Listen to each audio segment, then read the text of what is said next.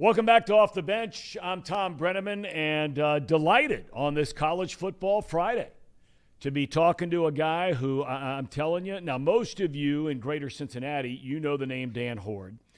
For many of you watching elsewhere, you probably know the name Dan Hoard.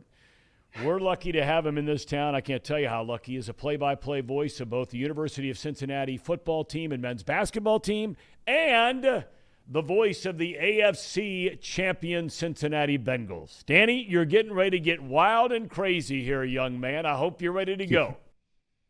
I am definitely ready to go. 75,000 plus tomorrow in Fayetteville, Arkansas. It's going to be a tremendous atmosphere. I don't know if the Bearcats are going to be able to get it done against a really good team, but it's certainly going to be fun to watch. All right, I want to get right to this game. Well, you know what? I don't. Before we get to this year's team, I just want to tie a ribbon a little bit around last year's team. I mean, indescribable to put into words. Conference title, undefeated season, first non-Power 5 team to go to the college football playoff. But for you, and I know what it's like to sit up there in a booth and you go through the course of a year, whatever sport it is, and you take pictures in your mind and you remember certain things. It might be a player. It might be a moment. It might be a game. It might be a bus ride. What stands out for you, if anything, above all else, last year for UC football? The amount of red at Notre Dame Stadium when the Bearcats knocked off the Fighting Irish. I never dreamed that Cincinnati could go to South Bend, look in those stands, and see a third of the stadium packed with UC fans. Maybe it was more than that. It was incredible. And then obviously the game lived up to the hype. So if I had to pick out one moment from that incredible season, that would be it. Just looking out of the booth in that historic stadium and seeing all of those Bearcat fans seeing some of their greatest dreams realized. And nails in the coffin, Danny. Nails in the coffin. Bam, bam, bam, bam, bam. All right. Desmond Ridder, 5-year player, 4-year starter, 44 wins, the third most all-time in NCAA history. Now he's got to be replaced. He's gone in the NFL with the Atlanta Falcons. The styles of the two quarterbacks, Ben Bryant and the former Ohio High School Player of the Year out at Wyoming, Evan Prater, could not be more different. Who do you think gets a starting nod? Luke Fickell has not said yet who will start tomorrow in Fayetteville.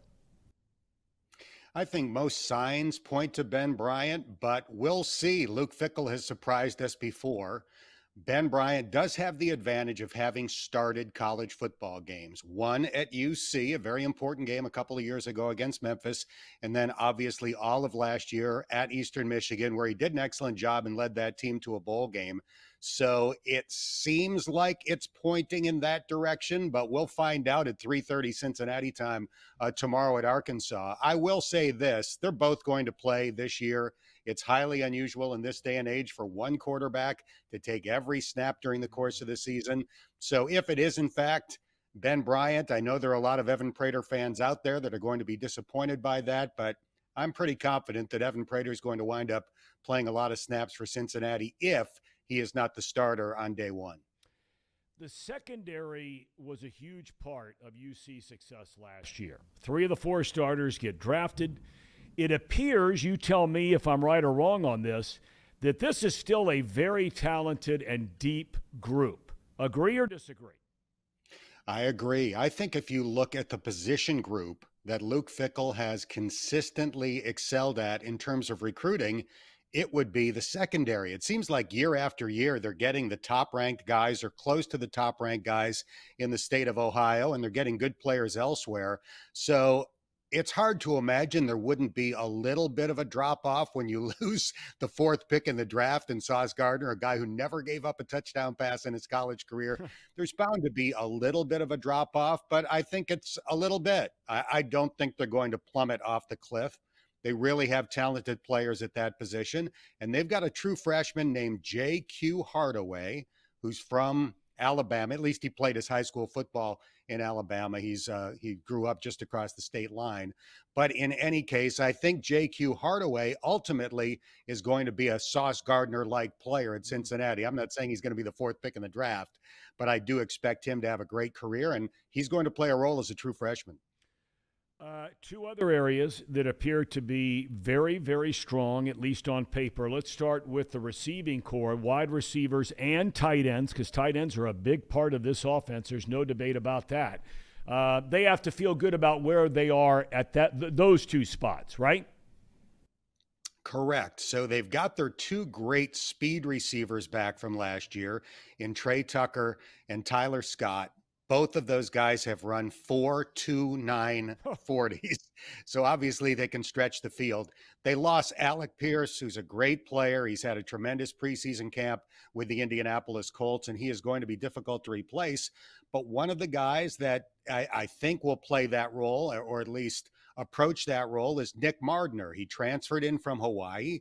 He's 6'6". He averaged nearly 20 yards a catch last year for Hawaii, and this isn't on a tiny sample size of like 12 catches. He had more than 50 catches last year and averaged nearly 20 yards a catch. He was in the top 5 in the country in that category, and they've got depth beyond those guys. So I think the wide receiving group is deep and good. And then you alluded to the tight ends. Josh Wiley is back. He's finally healthy. He's a future NFL draft pick. Lenny Taylor could be a future NFL draft pick. And Shimon Mateer is the next Bearcat tight end name to learn. He redshirted last year, but he was tremendous in spring football. And I think they start to work Shimon Mateer into the rotation this year as well. Now, the offensive line, it's amazing for a team with the success they had last year. All 5 guys are back, but I've recently read here, Danny, that doesn't necessarily mean all 5 of those guys are going to be starting again this year. I've read so much about this young man, Joe Huber, who was a walk-on and looks like he's going to be the starting right tackle. But that group, however they mix and match, and some guys look like they might be changing positions coming into this year. With all of that in mind, does this group have a chance to be better than the group last year? It certainly has a chance to be better, partly because of the depth that you're talking about. I mean, when you've got all 5 starters back and they're not guaranteed of having those starting jobs again the following season, that speaks to the depth. And I'm also really intrigued by their new offensive line coach, Mike Cummings. Yep. He comes from Central Michigan, a MAC program, where he was developing first-round draft picks, including the number 1 pick overall in Eric Fisher years ago when he was the offensive line coach there. They had 2 high draft picks last year on the offensive line at Central Michigan. So he is a really good, proven coach. I'm interested to see what he might be able to get out of this group. That's nothing against Ron Crook, who did a great job as Cincinnati's offensive line coach in recent years, but you know, every coach does things a little bit differently, and maybe Mike Cummings can bring some things out of some of these guys that we haven't seen before. All right, last couple of questions. I want to focus on Arkansas. This was a doormat. What did they didn't win an SEC game, I think, for a couple of years there, right? They won a total of 4 games overall, something along those lines. Then all of a sudden last year, they win 9 games. They beat Texas. They beat Texas A&M. They beat LSU. They go to the Outback Bowl. They beat Penn State. They love to run the ball. Now, I know they'll throw it because they have a returning starting quarterback, but they love to run it.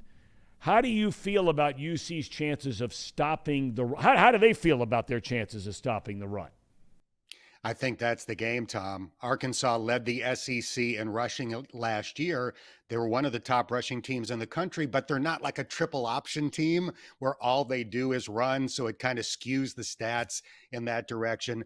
This is a team that has balance, but it begins with the run, and it begins with their size. I think if you look at Arkansas, it seems to me, maybe it was a calculated thing on the part of their head coach, Sam Pittman, where he looked at the SEC landscape and said, you know what? We're never going to be able to run with Alabama.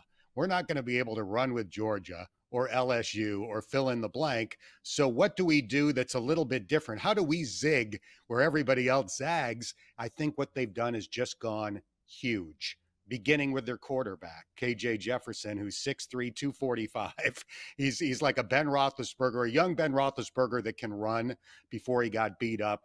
So the line is huge. The quarterback is huge. The backs are big. That is Arkansas. That was the key to their resurgence last year. Sam Pittman is a former UC assistant coach back in the Rick Minter days. He's done an unbelievable job. Mm-hmm. You know, when he took over, he joked that we couldn't win the pep rally a couple of years ago.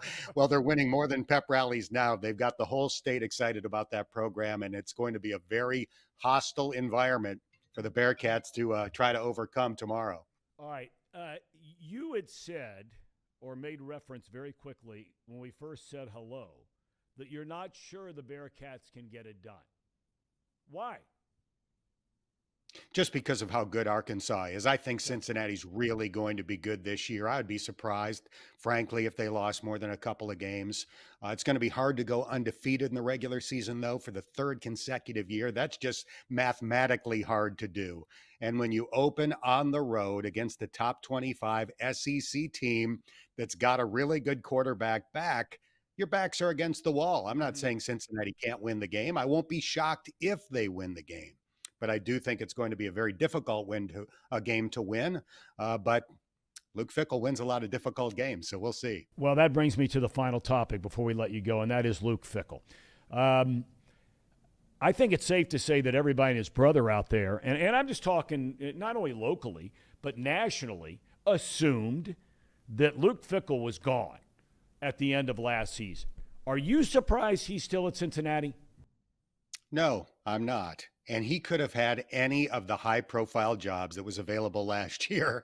And there's probably never been a year where so many good ones were available. He could have had USC. He could have had LSU. He probably could have had Notre Dame.